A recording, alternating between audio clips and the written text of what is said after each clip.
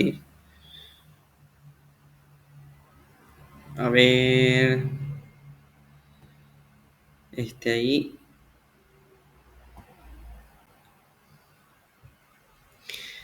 Quiero recordarle que voy a recordar al inicio y al final de toda esta clase, si me acuerdo. Que mañana vamos a tener clase a última hora. Ustedes mismos pidieron recuperar la clase, entonces, o sea, acordamos con ustedes recuperar la clase, entonces mañana estaríamos dando Aristóteles. En vez de nuestra clase en vez de de dejar ese día de lectura, vamos a recuperar la clase así. Para el examen, mi ideal es que esté todo antigua y así después dejar libre para lo demás. Em, Entonces, esa es la idea. A ver, acá veo el chat. Dice... perfecto. Em, Acá empecemos con Platón. Hablemos brevemente de la biografía de Platón. Platón nace en una familia política. Su nombre el verdadero no es Platón, su nombre es Aristócles. Platón significa hombros anchos porque él se dedicaba a la actividad física y estaba en forma. Entonces tenía mucha musculatura y tenía un físico, como todos los griegos de clase alta, tenía físico excelente. Entonces se le llamaba Platón, que significa el de hombros anchos o el de espalda ancha, como depende de cómo se traduzca. Pero creo que la traducción más correcta es de hombros anchos. Platón estaba destinado a ser político porque él es de familia de políticos. O sea, él es de lo que nosotros vulgarmente decimos la chetada, familia gobernantes, descendientes. Entonces, él estaba destinado a ser político, pero la vida le llevó a la filosofía. Eh, Eso no quiere decir, porque él siempre mantuvo como vamos a ver a lo largo de esta clase, él siempre mantuvo su preocupación por los problemas políticos. Entonces, no es que se alejó del todo, pero sí, él dejó de lado su carrera política, vamos a decir, por la filosofía. Y él pasó por muchas influencias, por incluso los sofistas y varias, hasta que le conoció a Sócrates. Y Sócrates fue así su mentor, el que le marcó hondo en él. Y entonces se dedicó a ser defensor de las causas de Sócrates. Y de hecho, la muerte de su maestro le cambió muchísimo. Acá tenemos un cuadro eh, donde están las etapas de los diálogos de Platón. Algo interesante es que las obras de Platón son diálogos. Platón no escribe así como, por ejemplo, otros filósofos que hacen ensayos, si vos, por ejemplo, lees a Ortega y Gasset, Meditaciones sobre Europa, vas a ver capítulo 1, en cambio, en Platón se escribe como si fuera una obra de teatro. De hecho, muchas fuentes, entre ellos, por ejemplo, Giovanni Reale, que hizo un hermoso libro sobre Platón, establece que Platón tenía talento para la poesía, estaba destinado a ser un gran poeta, pero le conoció a Sócrates y ahí cambió su vida. Él tenía una calidad literaria extraordinaria y muchos creen que iba a ser así una especie de Eurípides o Sófocles de su época, un gran trágico o un gran literato griego, pero se dedicó a la filosofía. Incluso filósofos como Nietzsche, que no le aguantan a Platón, no le pueden ver ni en pintura, eh, reconocen la calidad literaria del pensamiento de Platón. Entonces vemos que Platón escribía en diálogos, o sea, y el personaje de los diálogos era Sócrates. Y Sócrates era el que hablaba y le respondía a los otros. Y básicamente era Sócrates haciendo su mayéutica, pero en teatro. Entonces, se puede distinguir en Platón tres etapas, cuatro en realidad. Algunos juntan estas dos del medio, pero vamos a dividir para que facilitar el estudio. Primero sus primeros diálogos, que son diálogos apologéticos o socráticos. ¿Por qué? Porque en esta época es cuando la muerte de Sócrates era reciente y Platón se dedica a hacer apología, o sea, se dedica a defender a su maestro. Y en esta época básicamente Platón se limita a recitar a Sócrates, o sea, es un Platón socrático todavía no tiene vuelo propio, es un divulgador o repetidor, como ustedes quieran decirle, de la filosofía de Sócrates. Sus obras se dedican a explayar la filosofía de su maestro. Entonces acá en este grupo de obras tenemos la apología de Sócrates, el Critón, el Protágoras, el Carmides y el Eutrifón. Después tenemos los diálogos de transición,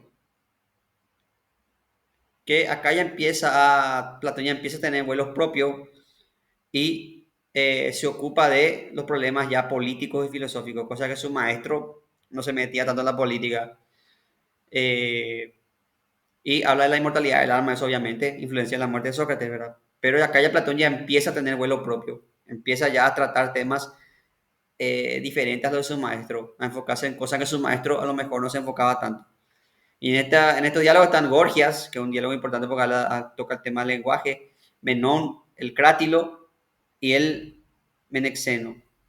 Después están los diálogos de madurez, que son sus diálogos más famosos. Acá ya es donde Platón llega, ya tiene vuelo propio, ya llega a su máximo desarrollo. Y acá están los diálogos más famosos.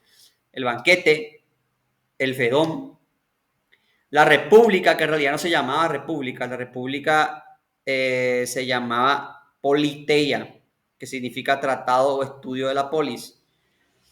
Pero Cicerón le cambió a República y como copó el título, se quedó.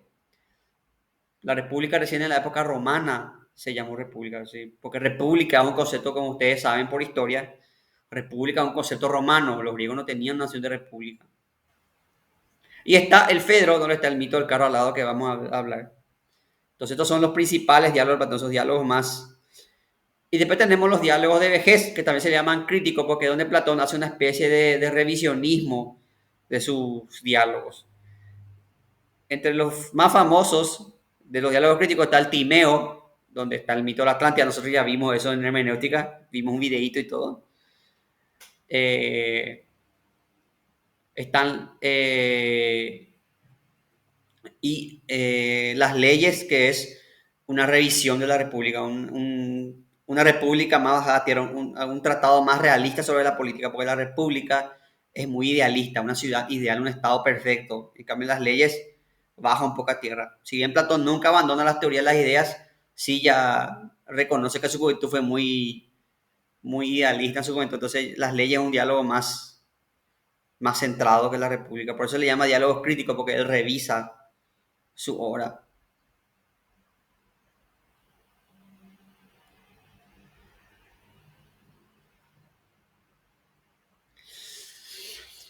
Platón, igual que su maestro, era un crítico de los sofistas. De hecho, la noción negativa que tenemos de los sofistas viene básicamente por Platón, porque Sócrates no escribió nada. Pero fue Platón el que reacciona mal y le critica a los sofistas y su crítica tuvo mucha influencia. Platón está en contra del relativismo de los sofistas. Los sofistas decían que todo es relativo, que todo depende del punto de vista. Platón dice, no, hay una verdad.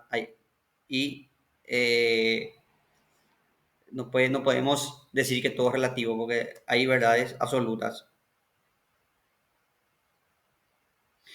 Platón dice que los sofistas son incapaces de, primero, ofrecer una forma firme de organizar la sociedad. Porque si todo es relativo, entonces ¿cuál es la naturaleza de las leyes? Porque los sofistas dicen que las leyes son convencionales.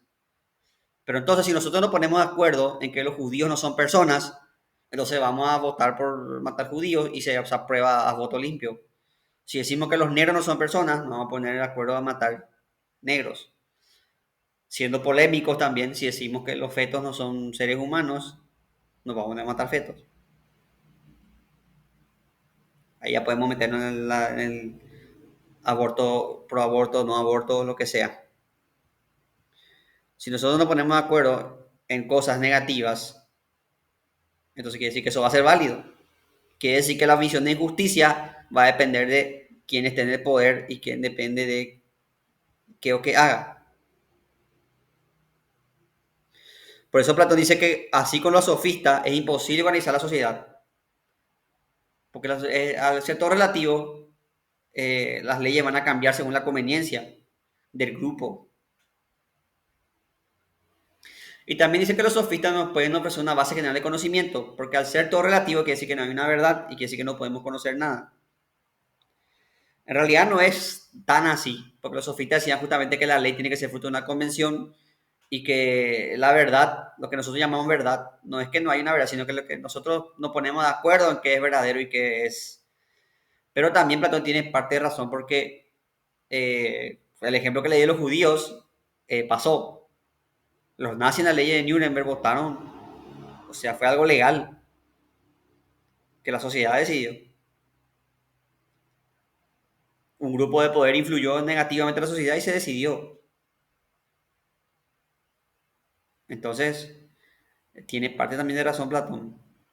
Platón exageraba el relativismo de los sofistas, pero en parte tiene razón. Si el poder es justicia, entonces no hay justicia.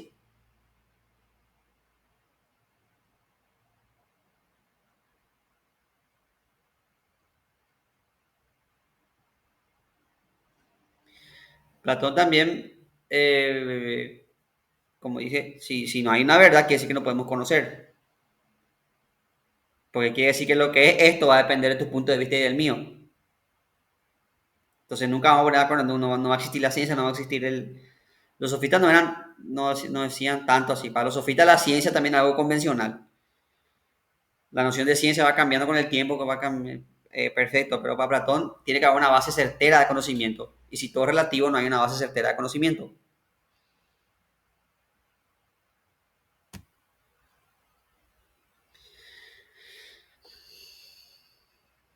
Veamos un poco las influencias que tuvo nuestro amigo Platón.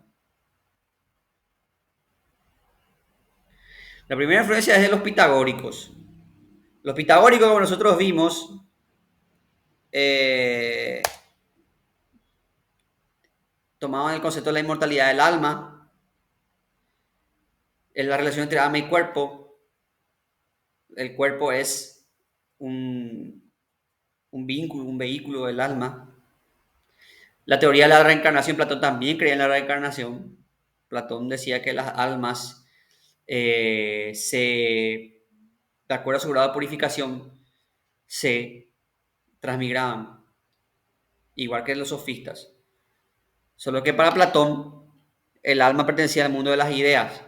Y mientras vos más te desprendías de lo material, tu alma estaba más cercana a las ideas, entonces vos podías elevarte. Pero mientras vos más te apegabas a lo material, tu alma más se apegaba justamente a la materia, entonces vos reencarnabas en algo inferior y no podías remontar a las ideas. Perfecto, ahí está.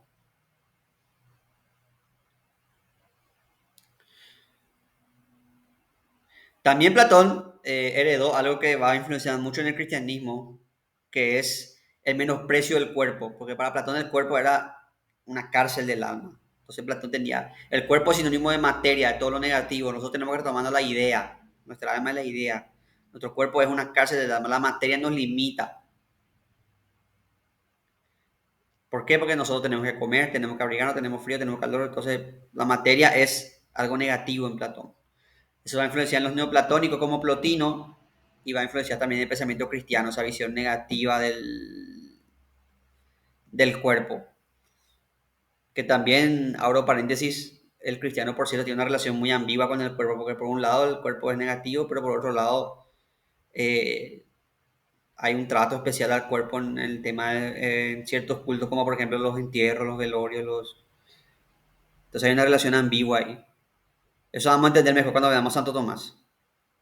Por ahora vamos a dejar así nomás, que va a influenciar esto mucho en el cristianismo. También de Pitágoras, Platón toma la importancia de las matemáticas y del conocimiento abstracto. De hecho, Platón tenía en la academia, había un lema que decía, no ingresa el que no es geómetra, o sea, el que no sabe matemática no entra acá. Y Platón era fanático así de las medidas, la proporción. De hecho, Platón, de las cosas que inculcaba Platón es que vos tenés que estar en forma física. Y todos los que estaban en la academia tenían que estar así, tenían que estar mamadísimos porque la armonía del cuerpo era símbolo de la armonía del alma. Así que también acá Platón también es medio doble rasero porque por un lado desprecia el cuerpo, pero por otro lado te pide que estés mamadísimo, así que estés así pesoca. Pero eso es porque, parece una contradicción, pero es porque la armonía de tu cuerpo conduce a la armonía de tu alma. Entonces, eh, el ejercicio no solamente es salud del cuerpo, sino salud del alma para Platón. Entonces, eh, por eso él inculcaba el tema de tener un buen físico. ¿Qué tomó Platón de Parménides? La concepción de Parménides de las vías. ¿No se acuerdan que con Parménides había tres vías en realidad? Vía de la verdad, que es de las cosas que son, la vía impracticable de las cosas que no son, y la vía de la opinión, que es las cosas que son y no son. Platón toma estas vías y lo que hace Platón es, en base a estas vías, dividir el mundo. El mundo de las ideas es la vía de la verdad, donde están las cosas que son. Así, por ejemplo, la idea de mesa es verdadera porque la idea de mesa no cambia, no se corrompe, no se... En cambio, esta mesa que está en el mundo sensible, esta mesa sí se deteriora, se corrompe y deja de ser mesa. Por tanto, la vía de la opinión de las cosas que son y no son es el mundo sensible. Y la vía de la verdad, que es las cosas que nunca varían, que nunca se corrompen, es el mundo de las ideas.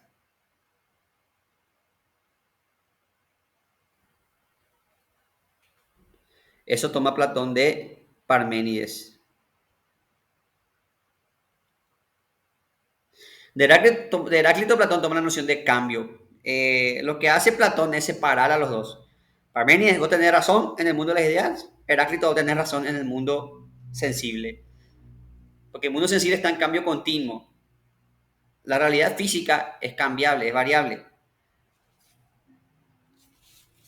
Este pedazo de papel que yo estoy sosteniendo ahora en la cámara, con el tiempo se va a volver amarillento, se va a deteriorar, se va a hacer más frágil, se va a romper.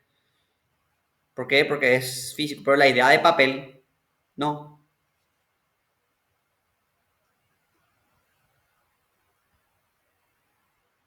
Entonces, Heráclito para Platón sí tenía razón, pero en el mundo físico, en el mundo aparente.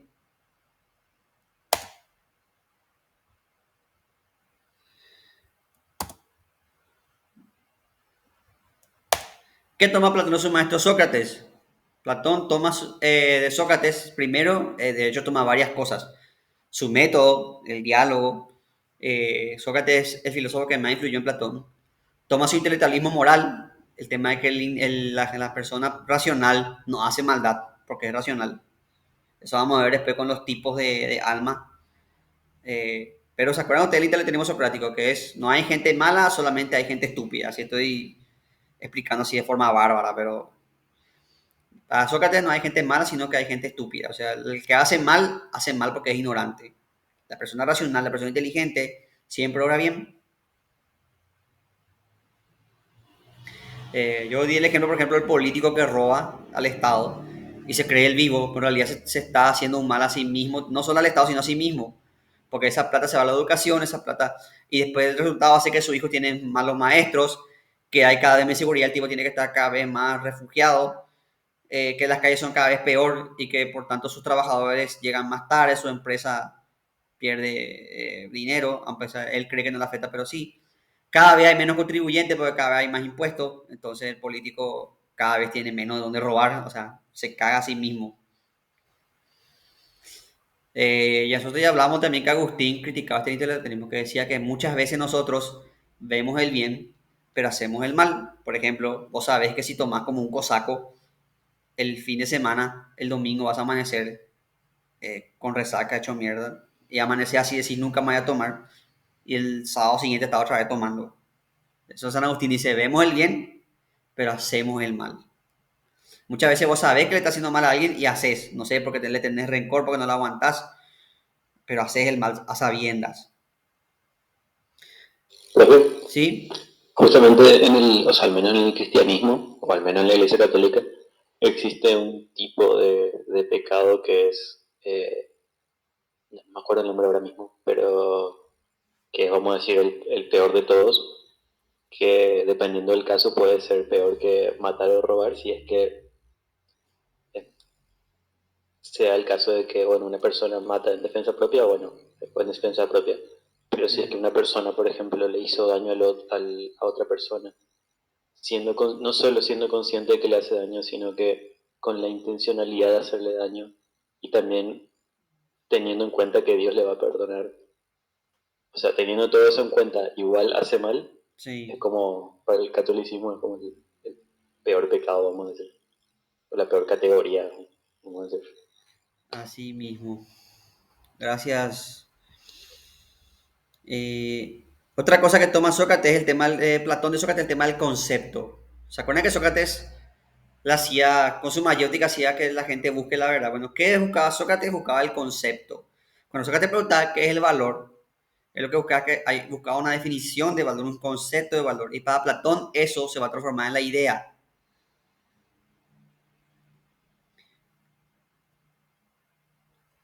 Entonces, para Platón el concepto pasa a ser la idea.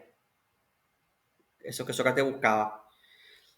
Platón también, vamos a hablar después de eso de la idea, por eso no corto ahí, porque vamos más abajo está explicado bien eso.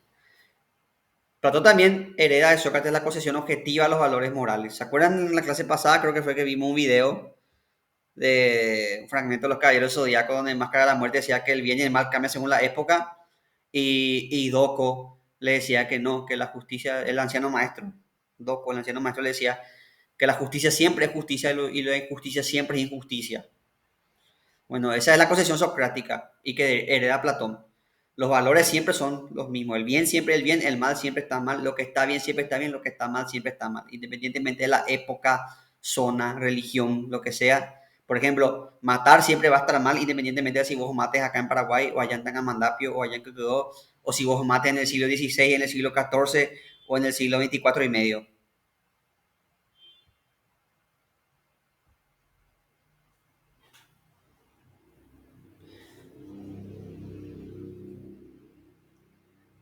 De los presocráticos, Platón eh,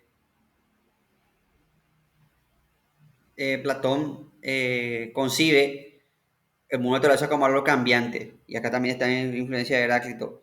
Por tanto, Platón menosprecia ese estudio de la naturaleza porque dice que ahí es imposible conocimiento, porque todo cambia, pues. ¿Cómo vas a conocer las cosas si las cosas cambian?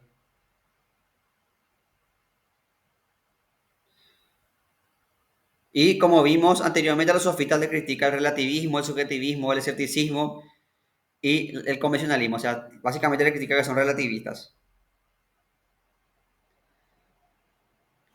Y también le critica la forma de entender y practicar la educación. ¿Por qué? Porque los sofistas, por dos razones. Primero, porque los sofistas cobraban por enseñar. Eso ya vimos con Sócrates, los sofistas cobraban por enseñar y para Platón eso estaba mal. De hecho, en la antigüedad no había esta noción de enseñanza que tenemos ahora. En la antigüedad el conocimiento era considerado como algo universal. Entonces vos no podías cobrar por algo que es de todos, que es patrimonio. El conocimiento era patrimonio universal. Vos no puedes cobrar por algo que es de todos. Es como que yo te cobre porque vos sacas agua del río.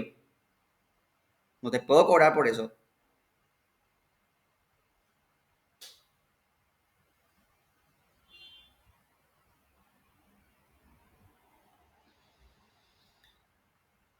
El conocimiento para Platón era un bien público.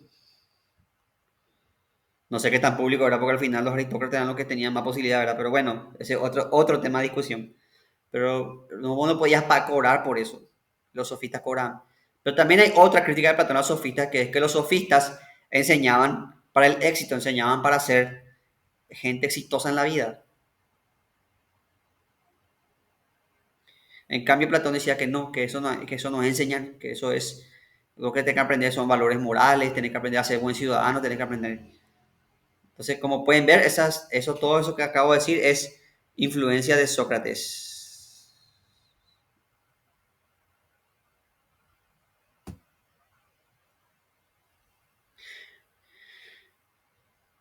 Hablemos de la principal teoría de Platón, que es la teoría de las ideas. Platón dividía la realidad en dos, el mundo físico y el mundo de las ideas. Ya hablamos de esto. ¿Cómo puedo explicarle esto yo? ¿De qué color es esto?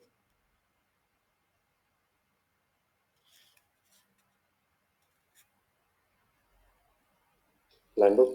Blanco, sí. Pero si ustedes, sí, exactamente, Héctor, blanco. Si ustedes pueden ver bien, van a ver que esto tiene pequeños agujeritos, tiene arrugas, tiene imperfecciones, tiene zonas que incluso ya se están gastando. Entonces no es un blanco perfecto. Entonces la pregunta de Platón es, si no hay un blanco perfecto, no existe un blanco perfecto, siempre vas a encontrarle un defecto a la pintura de tu pared o al foco o al... Si nosotros no podemos nunca ver un blanco perfecto, ¿cómo sabemos qué es el blanco? Y ahí es donde Platón toma el concepto de Sócrates, de lo que estuvimos hablando recién, y transforma en la idea. Platón dice, hay una idea de blanco, hay un blanco verdadero del cual derivan todos los blancos. Y esa idea, para Platón, las ideas no es que son ideas abstractas, sino que son reales, existen en otra realidad. Entonces, ese blanco universal existe. Y de ese blanco vienen todos los blancos que nosotros vemos, son una copia de todos los blancos que nosotros vemos. Platón explicaba esto con el tema del demiurgo. El demiurgo era un ser, no se le puede llamar Dios, un espíritu, lo que quieran, que copiaba las ideas y hacía, por ejemplo, de la idea de árbol, hacía pino, cerezo, cactus. Entonces, esa es la teoría de las ideas. Y como les dije, Platón acá lo que hace es tratar de conciliar, entre comillas, la teoría de Parmenides y Heráclito. Parmenides tiene razón en el mundo de las ideas, en el mundo verdadero, donde existe ese blanco ideal, ese blanco que nunca cambia, que nunca se deteriora, que siempre va a ser blanco. Heráclito tiene razón en el mundo sensible, que es donde estamos nosotros ahora. ¿Por qué? Porque el blanco de acá se deteriora. Este blanco, por ejemplo, se va a volver amarillo después. Se deteriora, se gasta, es perenne.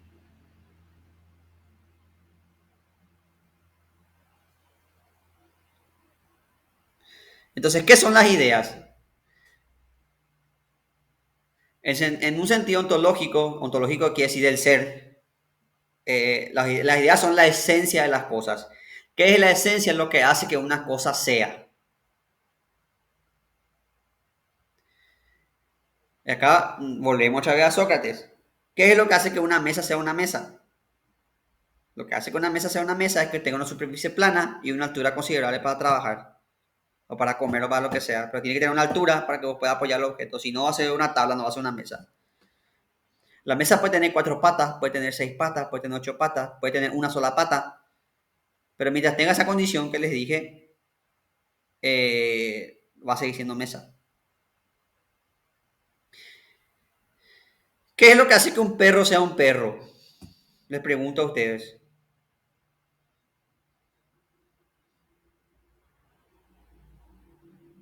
¿Qué es lo que hace que un perro sea un perro?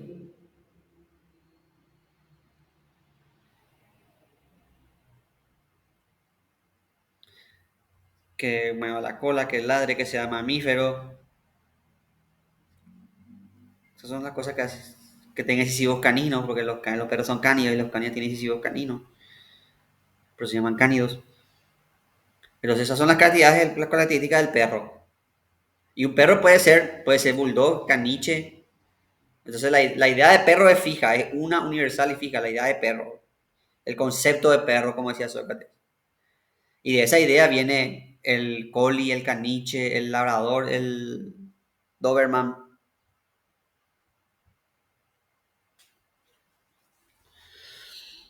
Entonces la idea son la esencia de las cosas, también son las causas, las ideas son el modelo de las cosas. Las cosas materiales imitan a las ideas. Las cosas son malas copias de las ideas. Este blanco que yo les muestro es una imitación del blanco ideal.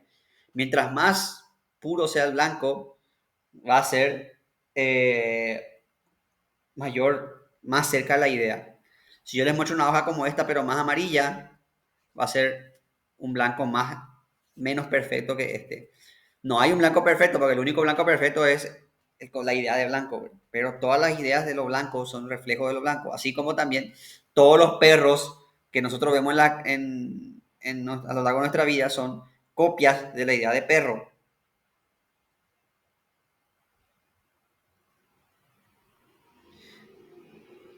Y la idea también son causa final, todas las cosas tienden a la idea. Como al ser reflejo de la idea, todas las cosas tienden a la idea. Mientras más próximas, mejor.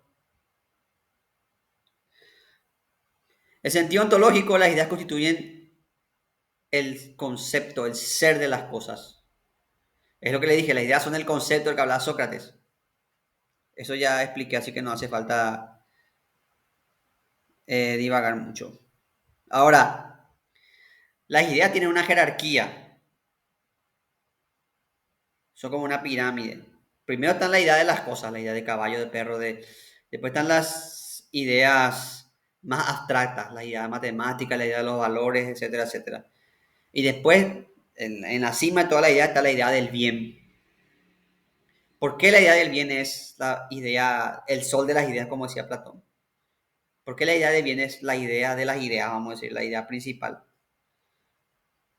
Porque la idea del bien establece el orden de las cosas. Porque de lo bueno viene lo bello, de lo bello viene lo justo y de lo justo viene el orden. O sea, de la justicia viene el orden de todas las cosas. Y la justicia viene de lo bello y lo bello viene de lo bueno. Voy a dar un ejemplo. Voy a dar un ejemplo que es clásico. Un Ferrari. Todos ustedes conocen un Ferrari, ¿verdad?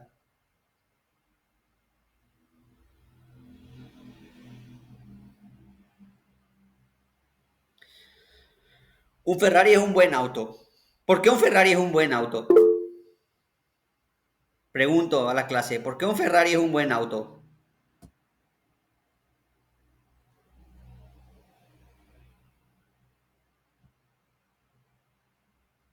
porque tiene la calidad que ya es reconocida. Sí, sí.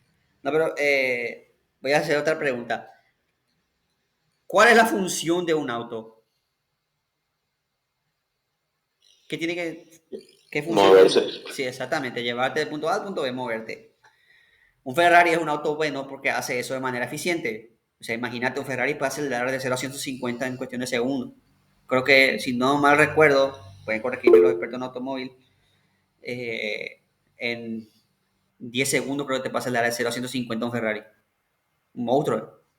Entonces es un auto bueno porque cumple bien con su función.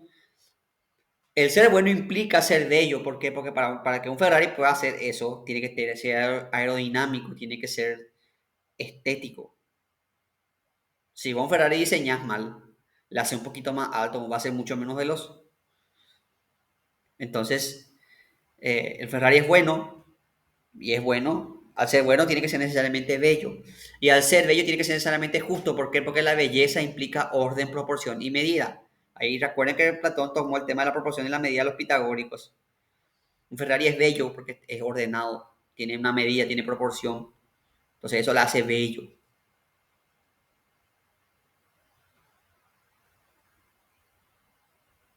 Por eso también Platón insistía mucho en que sus alumnos y los miembros de su escuela estén bien proporcionados, bien físicamente en forma, porque eso es reflejo la belleza, es reflejo de la bondad y de la justicia. Entonces lo bello es bueno y lo bueno es justo. Lo justo es proporción. Entonces si vos sos proporcionado quiere decir que sos bello y si sos bello quiere decir que sos bueno.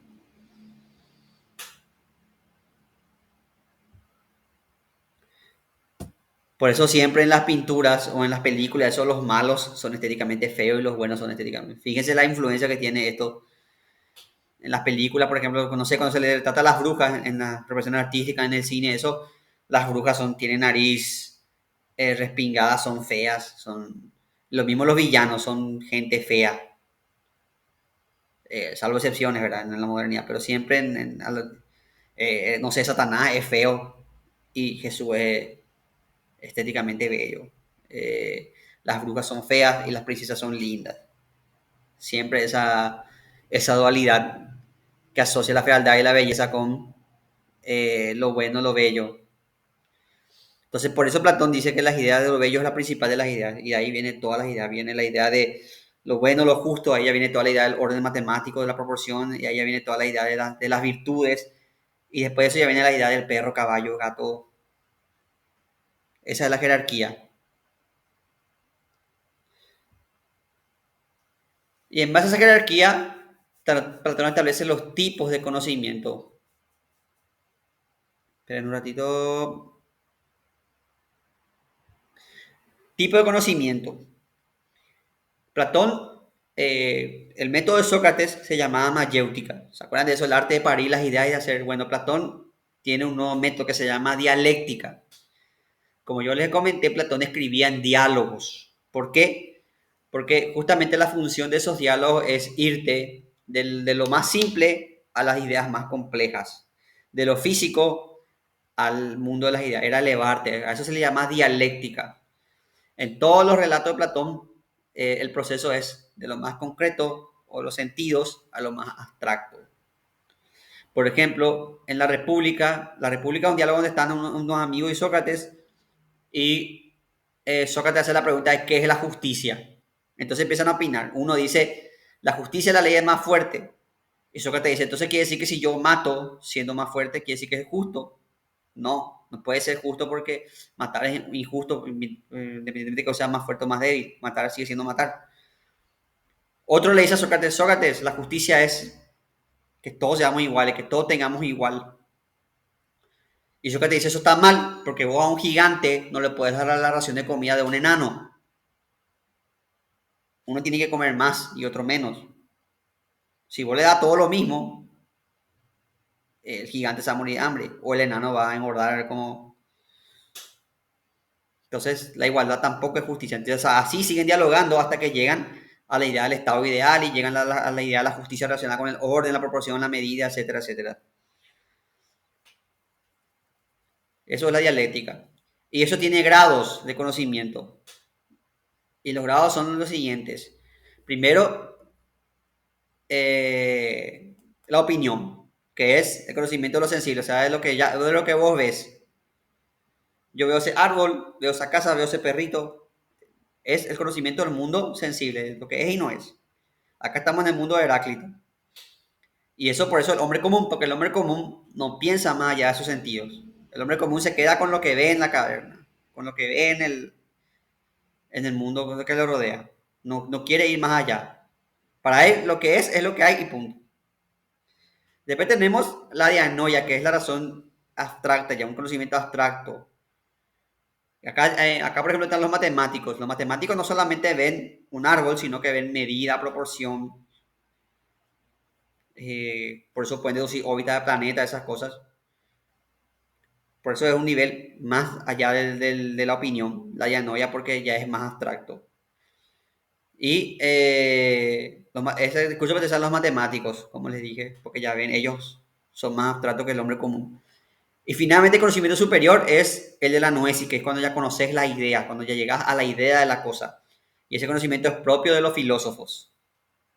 Entonces la dialéctica tiene que ir de la opinión a la noesis. Estos son los 3 grados del conocimiento según Platón.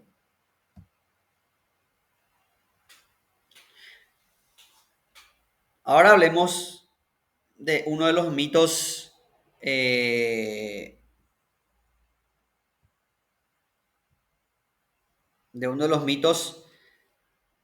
más famosos de Platón, que es el llamado mito de la caverna. El mito de la caverna está en el capítulo 7 del libro La República de Platón. Y antes que nada, creo que ya hablamos de esto sí, hablamos de esto en hermenéutica, del por qué Platón usaba los mitos o para explicar la realidad, ¿verdad? Hablamos de esto en hermenéutica. Por eso me gusta tener esta asignatura, porque yo puedo relacionar una cosa con la otra.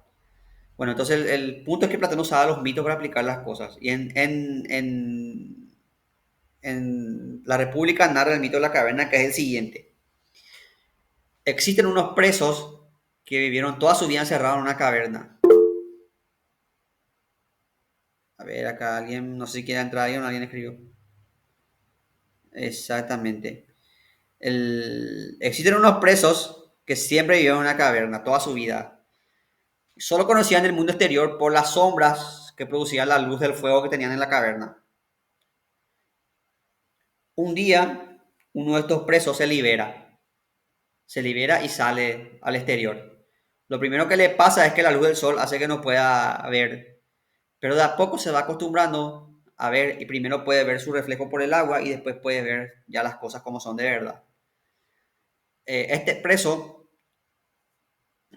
perdón, este preso vuelve a la caverna, vuelve a la cueva de donde salió y le quiere explicar a los presos, a sus compañeros en desgracia, que el mundo no es como ellos veían, que es diferente, pero sus compañeros creen que se volvió loco por salir de la caverna y lo matan. Entonces, ¿qué significa este mito? Tiene varios grados de explicación. Primero, el mito explica los grados de la realidad, es decir, los distintos grados del ser.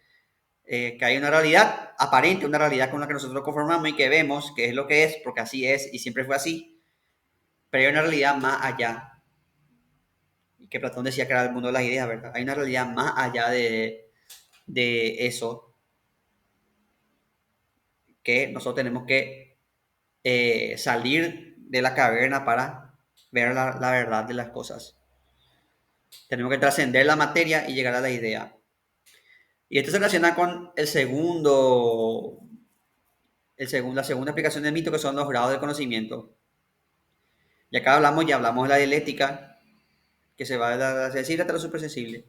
Si ustedes recuerdan la historia que les acabo de contar, el preso primero quedó ciego. ¿Por qué? Porque no puede elevarse de golpe. Tenés que ir viendo primero las cosas, después de a poco vas viendo hasta que llegas a ver las cosas, la idea de las cosas. Entonces, el conocimiento no es directo, sino que es por grado de conocimiento. Y acá también entra la teoría de la reminiscencia de Platón. Para Platón el conocimiento es ante todo recordar. Yo veo, voy a porque esto es lo que tengo a mano. Yo veo esta hojita blanca y recuerdo la idea de blanco. Es como un déjà vu, tengo como un déjà vu. Y Platón usaba otro mito para explicar eso, que es el mito del carro alado, que está en el Fedro. Platón decía que nosotros estábamos en el mundo de las ideas y fuimos condenados por una falta que cometimos, fuimos condenados a montar en un carro con caballos al lado. Un carro al lado que tenía dos caballos. Uno negro y bravo, negro y agresivo, era así, indomable. Y el otro manso, un caballo blanco que era manso y era fácilmente gobernable. Entonces nosotros teníamos que ir volando en ese carro, pero como son dos caballos totalmente con gobiernos totalmente distintos, entonces tarde o temprano nosotros nos caemos y caemos al mundo material. Entonces nosotros por una falta caemos en el mundo material. Y nosotros, porque como vimos el mundo de la ideas, porque vivimos ahí, cuando vemos el blanco, nosotros recordamos ese blanco. Entonces es como un déjà vu que tenemos. Y mientras más aguantamos en el carro, más recordamos.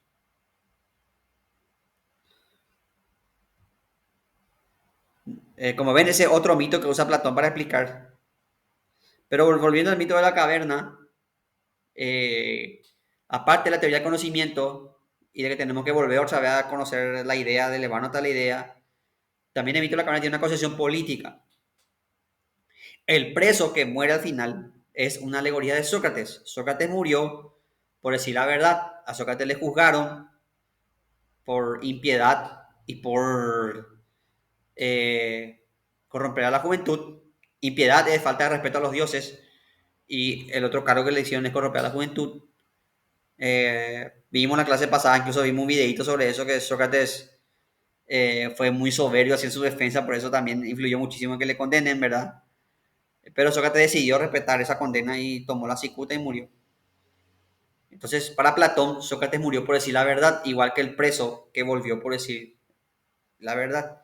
Y acá está la función política del filósofo. El filósofo no tiene que quedarse ahí en su torre de marfil ahí a mirar así la realidad y contemplar así como no, el filósofo tiene que bajar, tiene que divulgar, tiene que intervenir en la sociedad. El filósofo no puede ser una persona ajena a la sociedad. El filósofo tiene que ayudar a mejorar la sociedad. El preso que narra esta historia bien pudo quedarse afuera y decir que se joda a mi compañero, pero él volvió para ayudar a sus compañeros.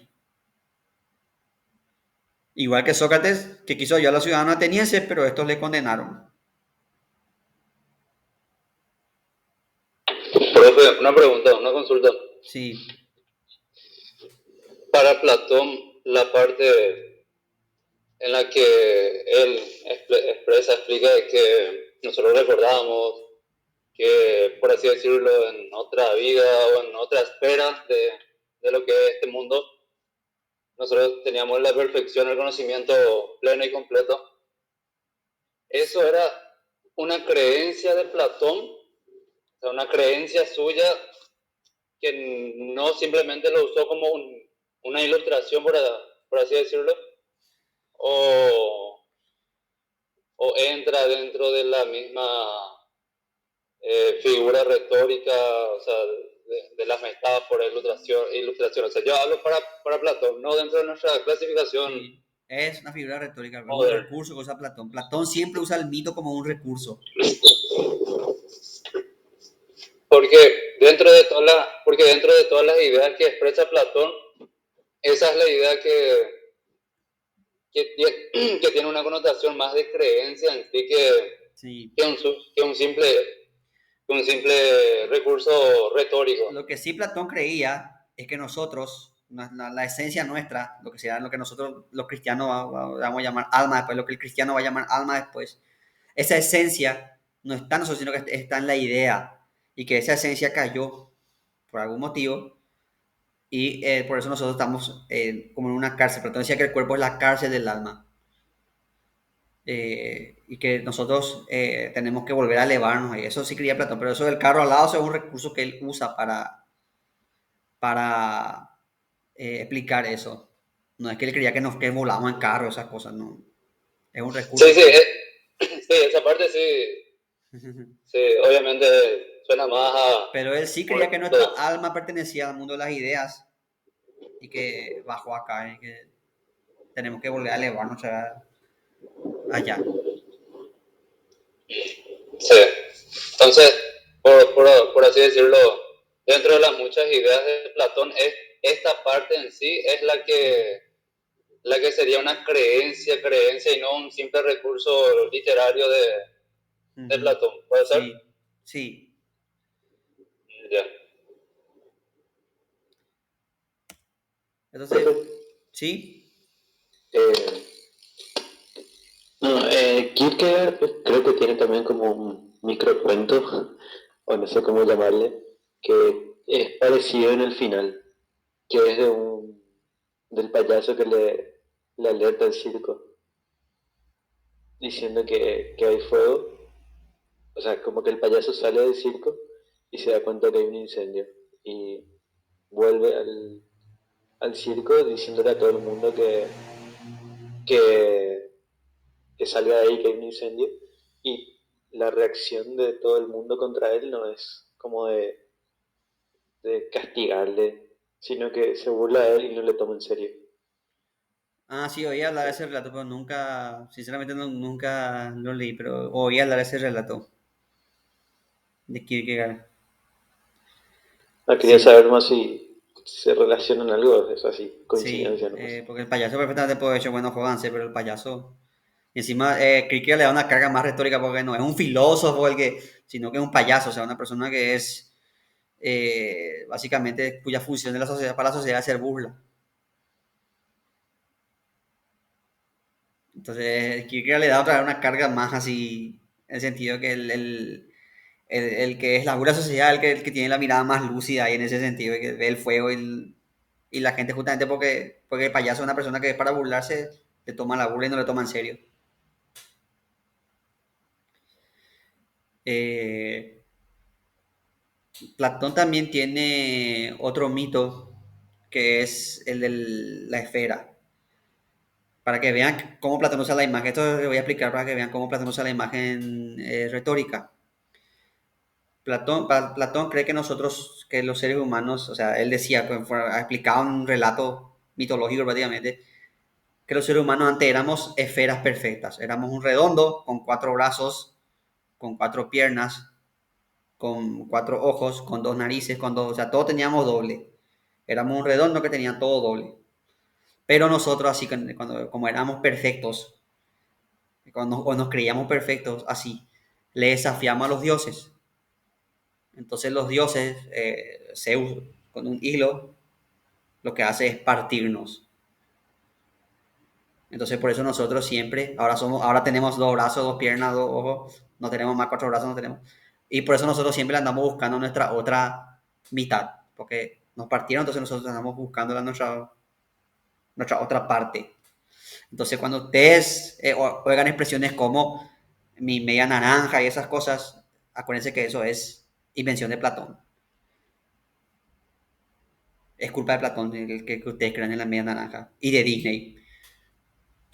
Pero volviendo al tema, no es que Platón creía que éramos una esfera, si Platón no creía que era, pero él usaba ese recurso para explicar el tema del amor. Y de ahí viene toda esa noción del amor platónico y todas esas cosas. Que también es una expresión muy mal utilizada, porque el amor platónico para Platón es un amor ideal, no es un amor, y acá se toma como un amor no correspondido, se toma más en el sentido de amor no correspondido. Pero para Platón, lo que quiere decir el verdadero significado de amor platónico es que vos tenés que enamorarte de las ideas, ¿no? No de la apariencia, del físico de la persona, sino de la idea que es esa persona, de la esencia de esa persona, vamos a decir. Y como les digo, Platón usa ese mito, el de la esfera, para explicar, como un recurso para explicar el tema de la media naranja, es un recurso explicativo de Platón. Y hasta ahora nosotros repetimos el tema de la media naranja. Después dicen que los filósofos no son influyentes. Entonces, estos son los significados del mito de la caverna. El mito de la caverna influye muchísimo. Su influencia llegó en toda nuestra cultura.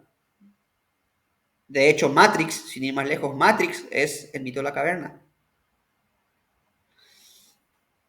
Neo era el preso que estaba en la caverna y que Platón le hace escaparse, así Platón sería Morfeo, y le dice, ¿cómo vos sabés que lo que ves acá es real? Y Neo dice, porque yo puedo tocar, pero si esos son impulsos eléctricos de tu cerebro, le dice otra vez Morfeo. ¿Por qué decir que lo que puedes tocar, ver, sentir es real? ¿Cómo sabés que lo que es real es real? Entonces, eso es lo que es mito de la caverna. Nosotros vivimos en un mundo aparente, que porque vemos las cosas y estamos ahí decimos que son así. Pero hay otro nivel de conocimiento que, entonces, ahí tenés que salirte de la Matrix o de la caverna. Entonces, para que vean la influencia del mito de la caverna hasta en el cine. Eh, Platón, el mito de la caverna es Matrix antes de Matrix. O sea, va a influenciar en Platón, influencia en Descartes, influencia en Platón, influencia en Descartes, influencia en muchísimos filósofos con este tema de cuestionarse la realidad. Calderón de la Barca, Descartes, etcétera, etcétera.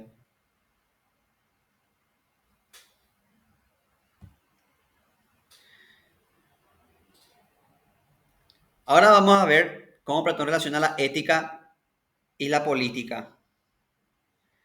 Para Platón, como les dije, un estado justo, un estado ordenado, porque la justicia es orden, el orden es belleza, ya sabemos esa triada de Platón. Entonces la sociedad tiene que estar ordenada. Y Platón ordena la sociedad de acuerdo a los tipos de alma. Y tenemos tres clases de alma. Primero tenemos el alma racional, que es el alma que se ubica en la cabeza. La gente racional es la gente que usa la cabeza, la gente que piensa antes de actuar, la gente que tiene prudencia, la gente que obra con sabiduría. Y por eso esa gente tiene que ser gobernante, porque nosotros tenemos que ser gobernados por gente prudente, por gente que sepa lo que hace, por gente que piense dos veces antes de actuar. Imagínense ustedes si dependemos del estado de ánimo de nuestro gobernante. No vamos a poder vivir. Después tenemos el alma irascible, que es el alma que está en el pecho, que es el alma de la gente que actúa de acuerdo a sus emociones. Son la gente emocional, la gente que actúa, que se pone de rabia, ella actúa, así que no piensa, actúa de acuerdo a su rabia, de acuerdo a su ira, de acuerdo a su felicidad. Eh, esa gente que es muy emocional y que se deja gobernar por sus emociones. Esa gente, dice Platón, tiene que ser guerrera. ¿Por qué? Porque el guerrero, bueno, puede estar reflexionando. Imagínate vos una guerra, pensar así, ¿cuál es la naturaleza de esta guerra? ¿Por qué tengo que yo atacar a mi enemigo? Bueno, la guerra tiene que actuar, tiene que estar. Esto es Esparta, tiene que estar ahí. Entonces la guerra tiene que seguir así, tiene que ser gente de acción, tiene que actuar, no pensar, actuar. Bueno, obviamente los generales eso sí tiene que ser estratega, ¿verdad? Pero vos tenés que actuar. El soldado tiene que actuar, tiene que ser rápido. Por eso el admirable es de los guerreros y su virtud es la fortaleza. Tienen que ser fuertes y valientes.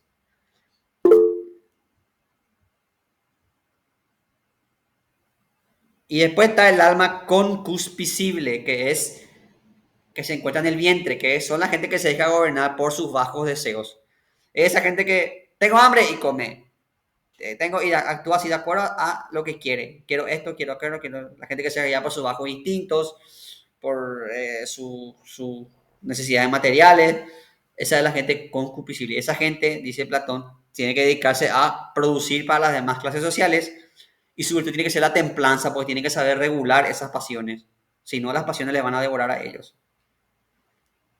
Entonces Platón dice que la sociedad tiene que ser así. Los racionales son los gobernantes filósofos que tienen que ser los que gobiernan. La gente irascible tiene que ser guerrera, tiene que ser la gente que defiende la ciudad. Y la gente concupiscible tiene que ser productora, el rango más bajo de la sociedad. Así el Estado funciona de manera ordenada y eficiente según Platón. Ahora, ¿cuál es el problema? El problema es que es una sociedad fija. Una sociedad, como diría Popper, una sociedad cerrada. De hecho, Karl Popper le cuestiona a Platón y Karl Popper, para mí cometió un error anacrónico, ¿verdad? Pero Karl Popper le acusa a Platón de ser el padre del comunismo, ¿verdad? Platón se revolca en su tumba cuando Popper dice eso, pero bueno. Lo que dice Popper es una crítica que en parte yo concuerdo porque es válida, aunque también comete mucho anacronismo. Lo que dice Popper es que la sociedad de Platón es fija, una sociedad cerrada, vos no podés hacer nada. Vos, sin hacer gobernante, sos gobernante, sin hacer guerrero, sos guerrero, no hay cambio social. La sociedad es una sociedad fija, una sociedad cerrada, una sociedad que funciona como una máquina bien aceitada y no puede cambiar, vos no podés. Para que ustedes me entiendan, no sé quién de ustedes vio, no sé, creo que ya pregunté esto. ¿Quién de ustedes vio hormiguitas?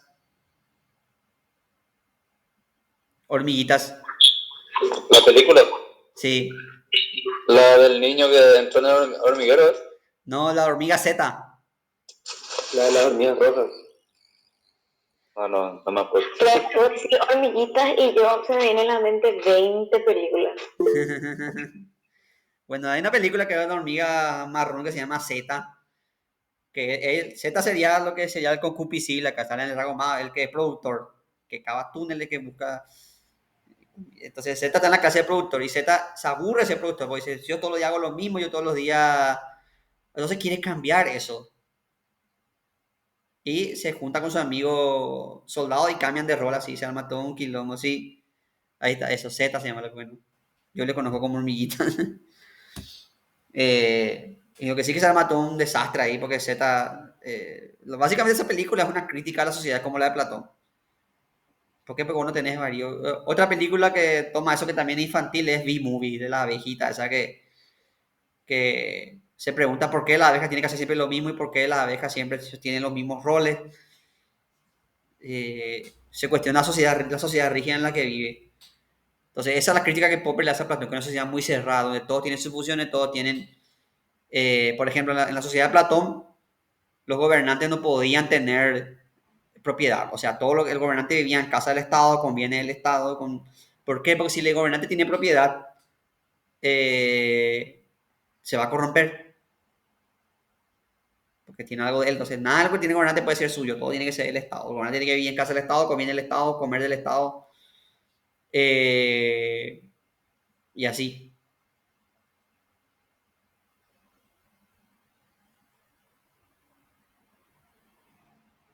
Después los guerreros, por ejemplo, tienen que vivir todos juntos, en comunidad, tienen que vivir cerca de la muralla de la ciudad y todas esas cosas. Entonces, son una serie de reglas rígidas que cada ciudadano tiene que seguir al pie de la letra para que la sociedad funcione, ¿verdad? Y eso es lo que se le cuestiona, así que a Platón, que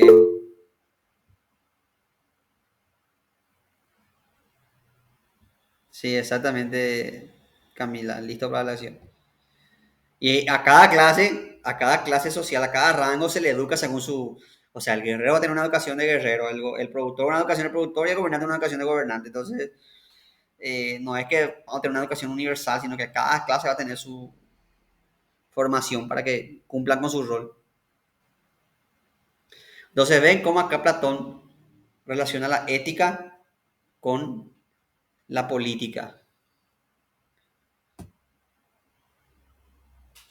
Ahora, y veamos las formas de gobierno según Platón. Platón hace una escala de gobierno viendo un... Si Platón fuera youtuber haría un top 5 formas de gobierno. Platón hace un top de formas de gobierno así.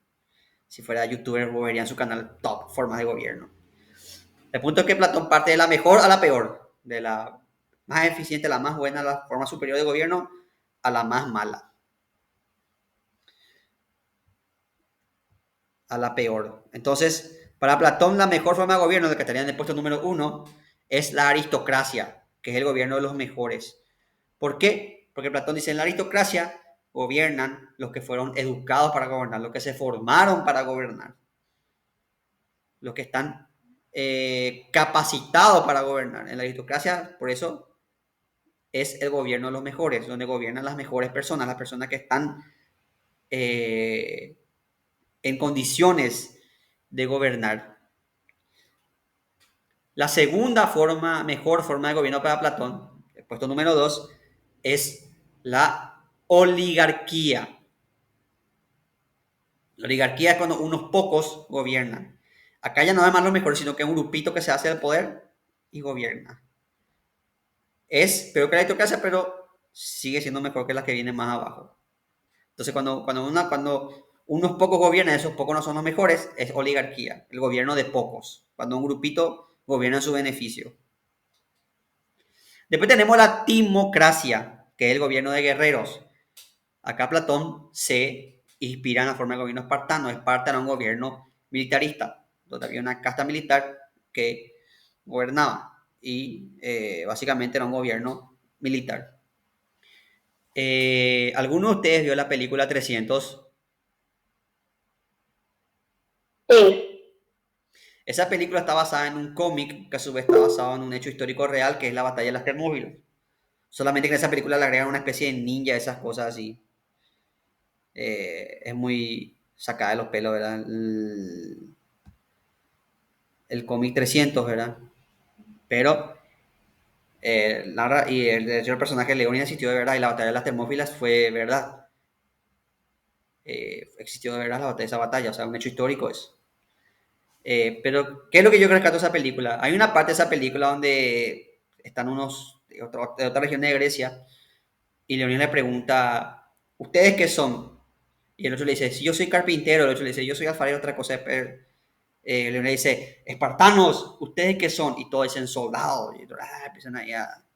¿Por qué? Porque el espartano era un gobierno militar, donde de hecho era tan militarista el gobierno que ellos tenían que tener esclavos para que hagan las funciones comunes de agricultor, de los famosos hilotas.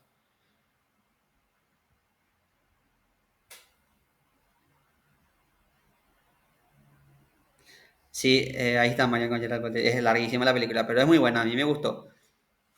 Pese a que es muy ficticia, pero la forma en cómo representan y que los persas están representados como prácticamente como africanos y que hay ninja y todo ahí entre los persas. Era una buena película. Para pasar el rato y comer palomita de maíz. Bueno, entonces, esa es la democracia, un gobierno militar. Y Platón posiblemente se inspiró en Esparta.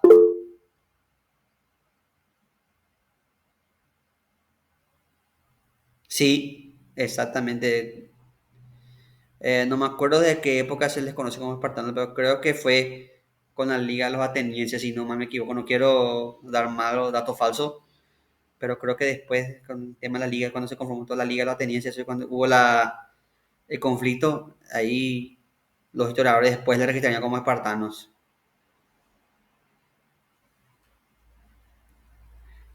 La penúltima forma de gobierno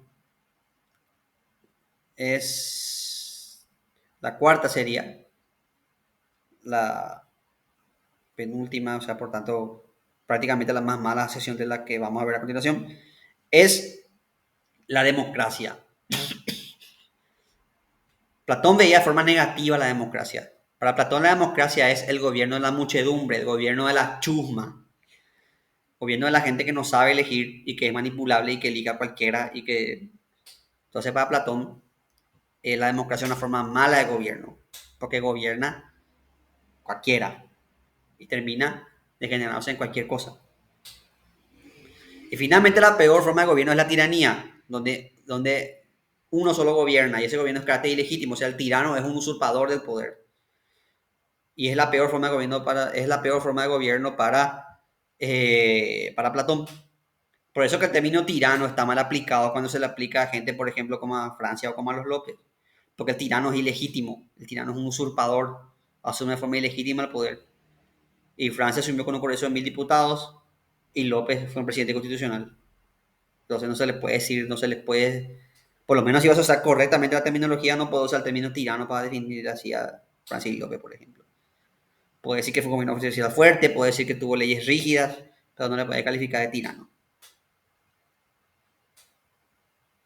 Pero viene el tema, la tiranía es un gobierno malo porque es ilegítimo y porque uno solo gobierna de acuerdo a sus caprichos. Entonces toda la ciudad está sometida a las pasiones y los caprichos de una persona. Por eso la tiranía es la peor forma de gobierno.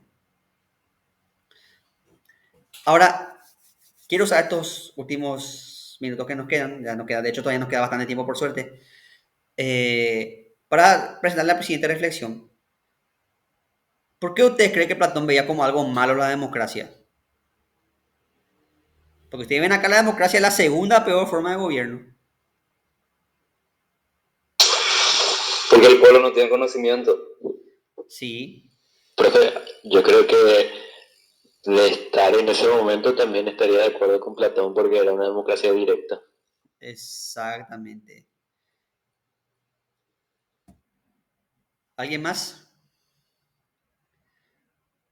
No están preparados también, profe. Exacto. Vamos a profundizar en esto. Hay varias razones, varias capas de por qué Platón ve eso. Primero, vamos a ir de lo más simple a lo más complejo. Primero por el tema de su clase social. Platón, como dijimos, era una clase social alta.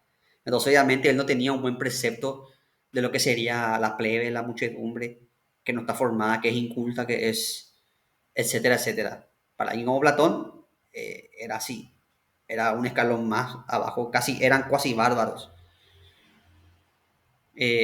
Pero, es decir, eso es quedarse pobre. O sea, ese análisis, si te quedas solamente ahí, es pobre, porque hay muchas otras circunstancias. De hecho, también el contexto político de la época influye, porque en esta época ya lo que fue el glorioso siglo de Pericles se estaba yendo ya al caño. Y exactamente, Héctor, muy pocos sabían leer y escribir, tenían educación, entonces eran fácilmente manipulables. Eh, y también la época, veíamos en la época, la democracia que pasó a ser la gloria en los tiempos de Pericles se corrompió y de hecho en muchos estados los tiranos usaron los mecanismos democráticos para usurpar el poder. De hecho se dio el periodo ese de los 30 tiranos famosos ahí. Eh, entonces Platón obviamente él veía la democracia como negativo porque veía justamente los peores aspectos de esa democracia. Y otra cosa que no hay que olvidar tercer punto también es que la democracia le mató a Sócrates. Sócrates murió a botazo limpio, los jueces votaron por matarle.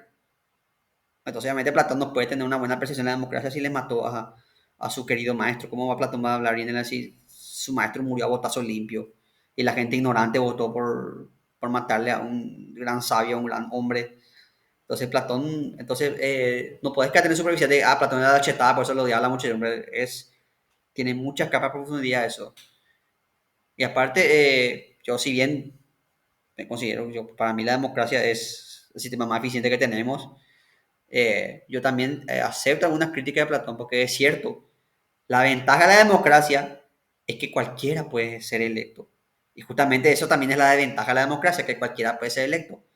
O puede elegir a un Pericles o te puede salir un Carlos Portillo, porque Carlos Portillo fue electo. Un tipo que apenas puede decir dos palabras corrientemente, ¿verdad? Y fue electo por el pueblo le votó. Nuestros gobernantes que tenemos ahora, Marito, Cartes, todos fueron votados. Los de ahora, ¿verdad? Porque a Rodríguez nadie le votó. A Guasmose le tiene que haber ganado Orgaña, pero se le robaron las elecciones, eso fue admitido. Ya está, eso fue por gente que participó en ese complot. Galaverna admitió ya eso. Después de todo ese tema de experimentabilidad, juicio político, eso. Eh, entonces, básicamente, el que fue electo fue. Vamos a decir, vamos a poder tomar más o menos de Nicanor para arriba, nomás tenemos presidente electo así. ¿Y qué presidente elegimos nosotros? Hay una frase que dice, el pueblo tiene gobernante que se merece. ¿Y qué gobernante nos merecemos nosotros? ¿Qué presidente elegimos nosotros? Entonces, de repente, tiene razón Platón cuando dice que la democracia es el gobierno de la muchedumbre. Que no, entonces, sí, porque se va el candidato, no le voy a decir colorado liberal ni nada, pero se va el candidato y promete, y la gente le vota. Y el candidato no cumple y la gente le vota otra vez. Vota su miembro de su partido. Entonces, cómo podemos elegir si no? Entonces, en cierta parte, en cierta forma, Platón tiene razón. Profesor, Sí, tiene mucho que ver también con o sea, tiene mucho que ver con nuestra mentalidad, nuestra cultura. sí, Mucha gente va y vota tarde. sí, De los que tratan de votar por conciencia, ¿verdad? Mucha gente vota tarde y terminan votando por el candidato que ya está ganando porque dicen, ¿para qué voy a votar por el que le parece, ¿verdad? Le parece más correcto entre todos los sinvergüenzas, ¿verdad? Porque es como un desperdicio, es como desperdiciar su voto. sí, Ahora, cuando hubo la votación, cuando se le eligió a Donald Trump, a última hora salieron prácticamente la gente mayor de los Estados Unidos a votar a favor de Donald Trump y sí, hizo girar a su favor. O sea, hay una diferencia muy grande entre nuestra mentalidad y la del norte, la de los Estados Unidos, por ejemplo, con respecto sí, a la misma elección.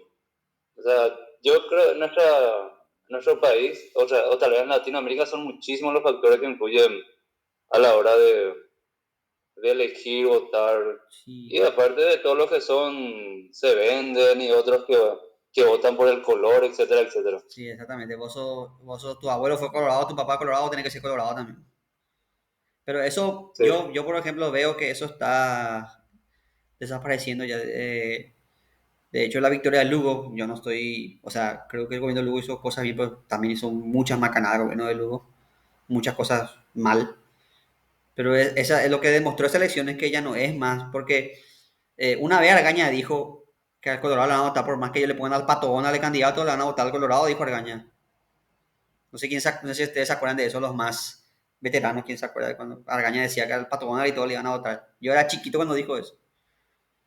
Y además, Y cuando, profe, tiene razón, profe. sí, Porque no ves, la intendencia en Asunción ganó otra vez Nenecho y hubo un desastre. Y es por el partido, por toda la sí, gente que tiene trabajando en la sí. Y municipalidad, ahí está, todo el aparato estatal.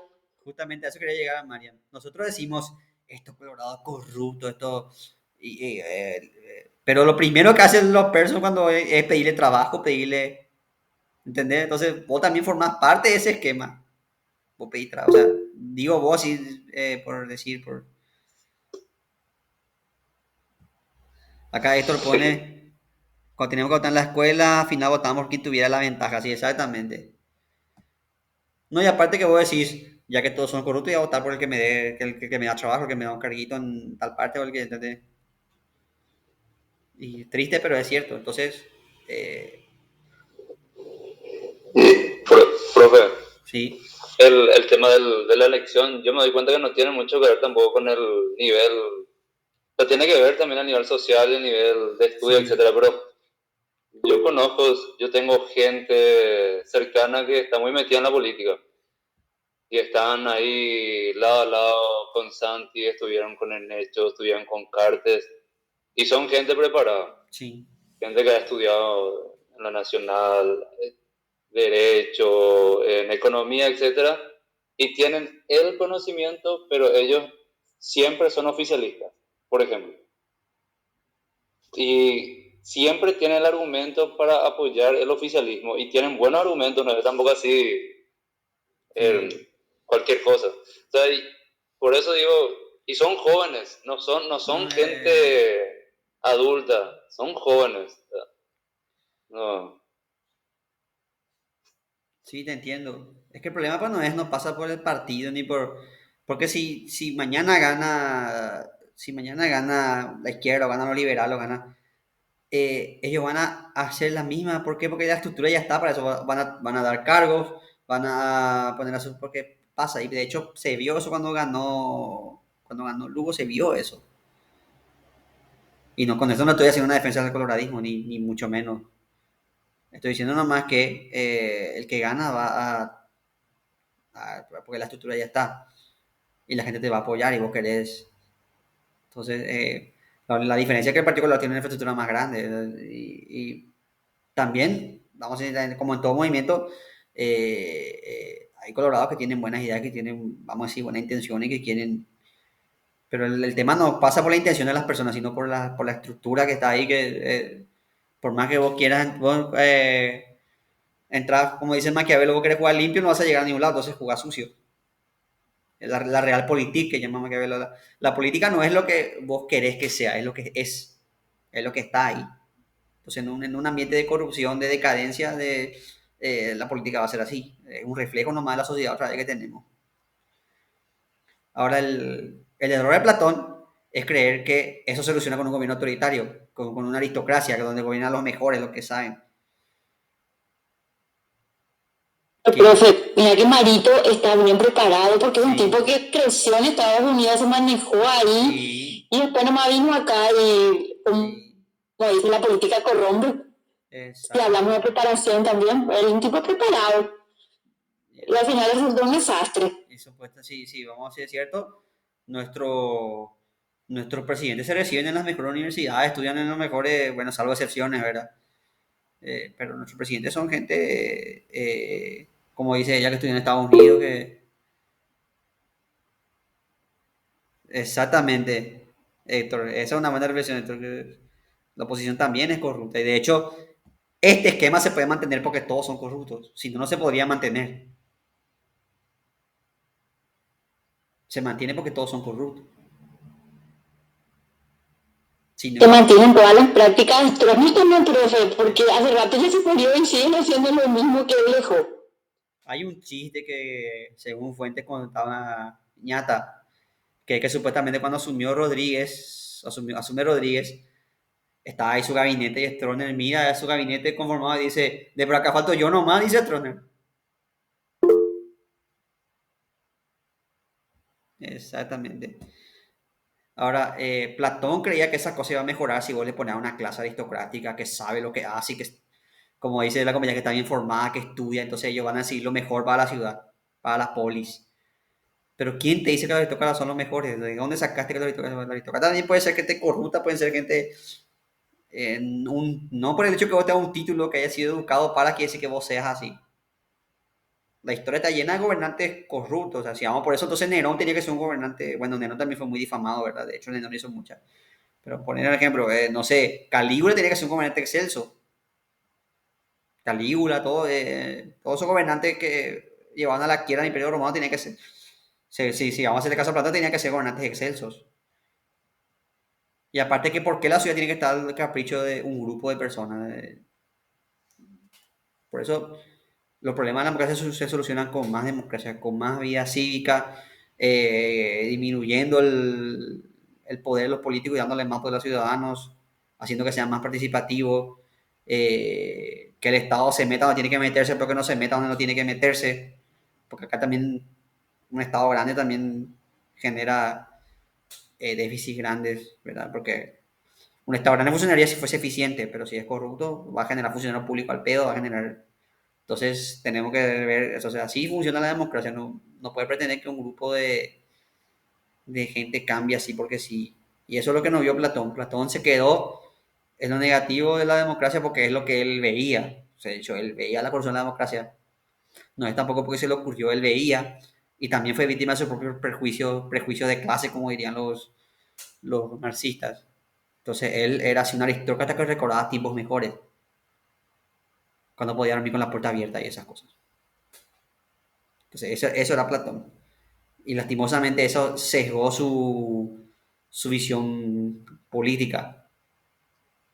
Después en las leyes Platón más o menos ya retrocede así, ya medio que dice, sí, en la República fui demasiado idealista, hay que tener en cuenta también que hay constituciones diferentes, pero ahí, o sea, como que bajó un poco el cambio, pero y es Aristóteles siendo el que va a hablar de varias formas de gobierno y que negativa, positiva. Después vamos a ver eso con Aristóteles.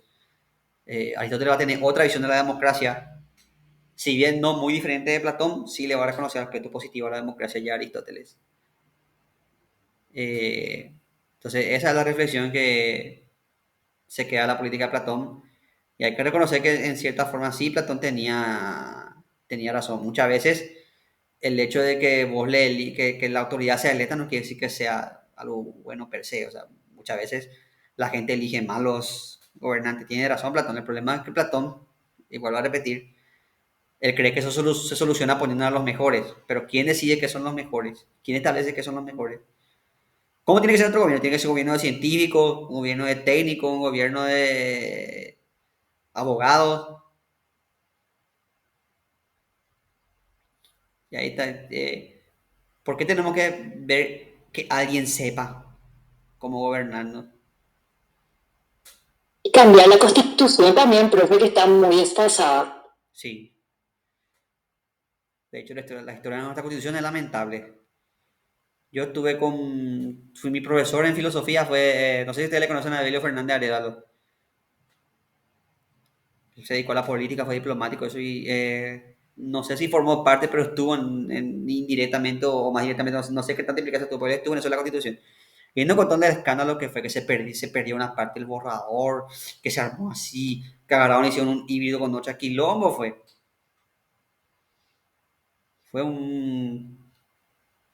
así, como, sí, este se ve lindo, pone acá. Y después encima se pierde borrado, tiene que editar otra vez, quilombo. Nuestra constitución en una parte dice que el Estado es laico y después en uno de los primeros artículos nombra a Dios. Por ejemplo, yo no tengo nada en contra de la religión, pero no puedes contradecirte así. Y el poder legislativo también, profe, que permite la reelección, tendría que haber sido como el ejecutivo, que no permita. Por eso estamos llenos de esos senadores que envejecen. Tipo Calé, que a ver, él metió a su hijo también ya. Es también otro vicio. Todo así, no, la dictadura nunca más. No hay que el presidente no tiene que ser reelecto, pero después todos los otros cargos son reelectos. Entonces, ¿qué quedamos? Galavera se va a morir ahí en su cargo. Galavera está desde el 89, está ahí. Y todos los años, este es mi último periodo. Todos los periodos, cada 5 años es su último periodo y está ahí todavía. Encima ahora parece que su hijo después va a seguir ahí como si fuese un cargo hereditario. Y las leyes que protegen a los indígenas, uno lee la constitución y me parece, no sé, Pablo Neruda, una obra de arte, pero la hora de la verdad, nada. Todo el tiempo están en el semáforo. Sí. No, la ley que protege la niñez y la adolescencia también. En teoría, una persona que le lleva a su niño en el semáforo tiene que ir preso el padre. Tiene que ir preso en teoría, pero nadie. Ministerio de Niñez y Adolescencia totalmente aplazado, pues fue un desastre. Encima la Constitución dice que el derecho del niño es prioritario por sobre el derecho del padre, del abuelo, o sea, tiene que ir preso el tipo. No hay otra, porque el derecho del niño es primordial. Entonces no se cumple. Está ahí como así una linda letra, ¿verdad? Ahora, pero si hay que hacer un cambio de constitución, hay que hacer bien, porque si no, no. Si vamos, ahí sí tenemos que juntar a la gente de todos los sectores de la sociedad, o sea, expertos constitucionalistas, políticos, científicos, de que está todo ahí, porque si vamos a hacer otra vez como porque esta constitución 92 está porque, por los vicios de la constitución anterior, que era famoso y podrá ser reelecto y el presidente podía elegirse ad eternum y otros vicios que tenía esa constitución, sobre todo que era muy presidencialista, que le daba mucho poder a las Fuerzas Armadas, entonces por eso se cambió, pero se hizo mal, o sea, varias cosas tan mal. Entonces si cambiamos otra vez tenemos que procurar que sea algo, producto mejor del que de que tenemos ahora, ¿verdad? No mandar, no hacer algo peor todo otra vez.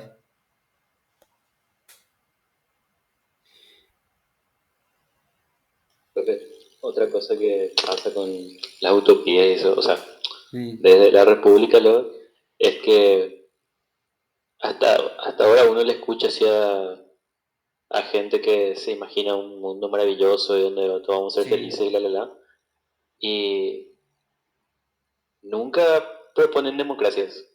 Siempre es un mundo espectacular y maravilloso y perfecto, como digo yo, Sí. o de ninguna otra forma. Eso que voy a decir, Orwell trata muy bien en un cuento que se llama Rebelión en la Granja.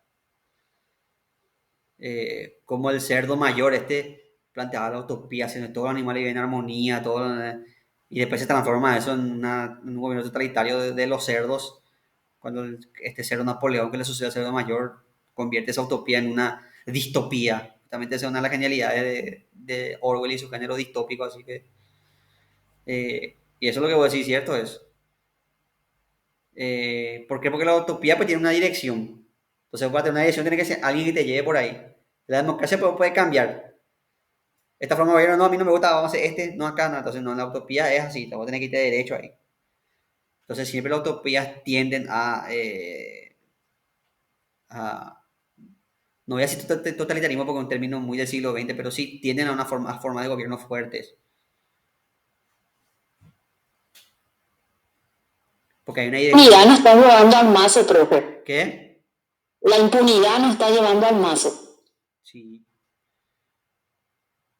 exactamente. Acá hay gente que puede hacer lo que quiere y gente que no puede hacer lo que quiere.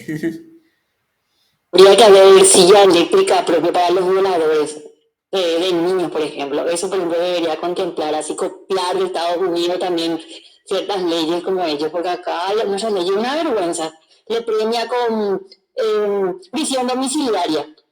Eh, sí, pero para eso tenemos que tener una reforma muy buena del Poder Judicial, porque acá sí, si vos haces eso así ahora con esta reforma, muchos han ido mucha gente que no tiene nada que ver se vaya a la silla eléctrica. Tenemos que hacer una buena reforma judicial para implementar eso que vos decís, si es que se va a implementar. Estoy hablando aparte de la discusión ética de pena de muerte, pena de muerte que no es el tema de esta clase, pero si yo digo, si se quiere implementar pena de muerte, tiene que hacerse por una buena reforma judicial para que no le manden a cualquiera a la silla o a la cámara de gas o lo que sea. Pero sí, hay gente que está de acuerdo con que los crímenes irredimibles sean solucionados con eso. En China, por ejemplo, a los violadores se les mata y encima el Estado hace que la familia pague la bala porque el Estado gastó una bala en esa basura. Entonces la policía le dice, ¿sabe qué? Vos tenés que pagar esto porque un ciudadano cualquiera tiene que pagar por la comida entonces eh, son cosas que son así discutibles así en el sentido de cosas éticas. Pero si se va a implementar eso, tiene que haber una justicia muy, muy eficiente, porque si no, se va a ir va a terminar cometiendo exceso a las fuerzas del orden. Profe, para estaba escuchando esta semana sobre la pena de muerte, que lo que la pena de muerte genera también es que los que cometen los delitos se vuelven más ingeniosos para que no se les pille. Sí, Y pero por ello es que, bueno, eso ya es comentario aparte, por ello es que, bueno, haciendo una observación, por ello es que tal vez en Estados Unidos hay en tantos asesinos en serie y todas estas cosas. eh, eso también es Muy porque metódico.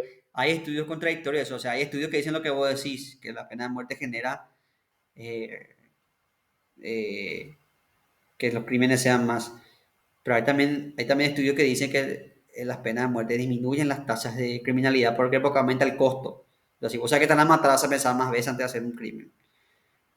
Y yo creo que no son estudios contradictorios, sino que son, muestran ambos aspectos de la moneda. Por un lado, sí, porque la pena de muerte te obliga a pensar. Pero la muerte no es el camino más fácil. Pues para mí, al menos el camino más fácil para que alguien se libre. Sí, sí, A mí no me gusta, por ejemplo. Yo prefiero que quedarte más días preso, más años, qué sé yo. Seguir viviendo, seguir sufriendo de esa manera. sí, pero también hay gente No, que te no, puede, también te entiendo y comparto tu punto, pero también hay gente que te puede decir por qué yo tengo que pagar por un violador, por ejemplo, por qué yo tengo que pagar, mi impuesto le paga la comida a un violador, a un pederasta, a un... ¿Por qué mi impuesto tiene que pagar eso? sí, pero te pones a pensar, está viviendo y la peor cosa que te puede hacer es seguir viviendo en vez de morirte más rápido. O sea, más fácil te libras de todo. A mí no, o sea, para mí no, No, yo... no es muy bueno que mueran tan rápido, sino que prefiero que sigan sufriendo, sigan vivos y sigan sufriendo todo lo que hicieron.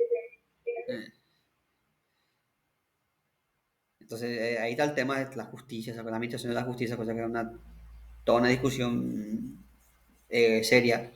Como yo digo, para mí eso tiene que ser la pena de muerte tendría que ser así, si se implementa tiene que ser una especie de último recurso, solamente para esa gente que ya es una amenaza para la sociedad.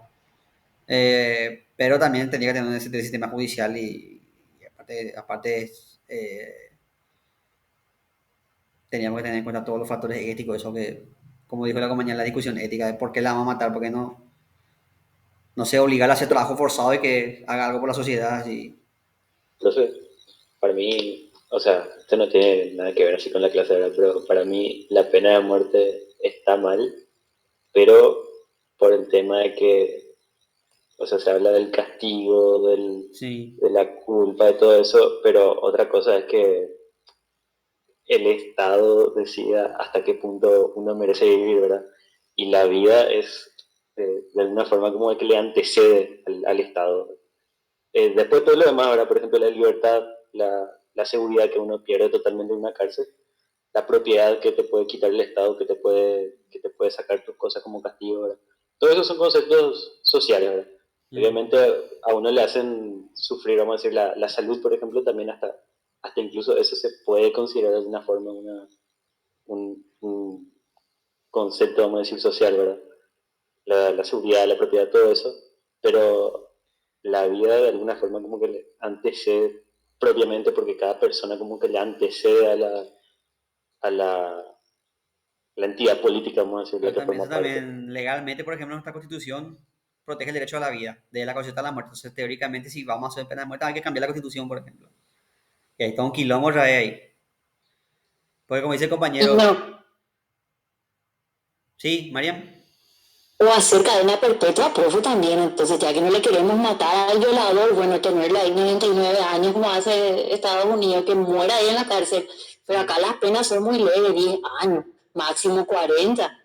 Y a veces si porta bien le dan libertad. Y está sí. otra vez en la calle y es peor de lo que entró. De hecho, acá muchas veces el abigeato tiene más años que la violación. El abigeato, o sea, robar una vaca es más grave que violar a una persona. Muchas veces, en muchos casos. Hay gente, a veces que la violación tiene penas máximas también acá, pero generalmente al abigeato le dan penas más fuertes que a la violación. Nuestro país valen más las vacas que nuestras vidas, profe. Y te poner a pensar como ellos están, todo vacunadito, todo bien. Mira, bueno, estamos libres de aftosa.